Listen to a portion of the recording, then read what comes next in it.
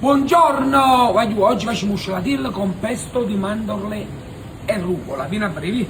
Poi sta limone, gambero rosso, aglio, sale, olio e scialatiel. E poi ci facciamo una bella rattatella e limone a coppa. Vieni a pista brevi. Come primo passaggio facciamo il pesto. Allora, rucola, aglio, mandorle e olio, un pizzico di sale, frulliamo.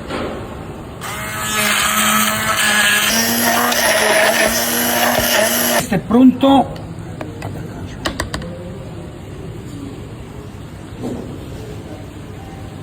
Aspettatela. 110 cucchiai i gamberi. Vedete? Togliamo il nostro intestino, lo puliamo per bene. Ora è il momento di tagliare i gamberi a tartara. Pizzico d'olio, un po' di sale, bella grattugiata di limoni di Sorrento, un pizzico d'olio, pestine dentro, una bella spruzzatina di vino. Sfuma del vino, aggiungiamo un pochettino d'acqua,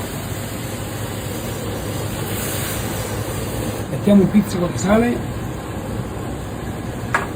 e la calammi scialatiella. Sono 7-8 minuti di cottura, noi ne facciamo 5 e li facciamo saltare dentro alla padella con gamberi, pesto di rucola e mandorle.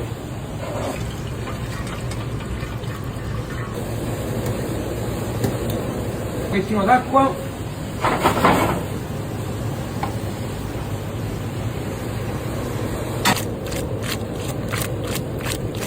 spegniamo il fuoco e aggiungiamo il nostro pesto.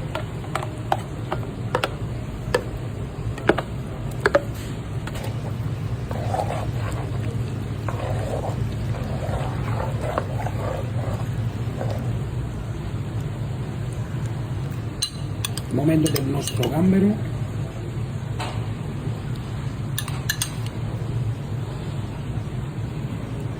e una bella grattugiata di lumini sorriente.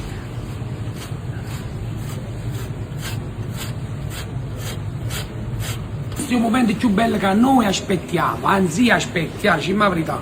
Guardate qua.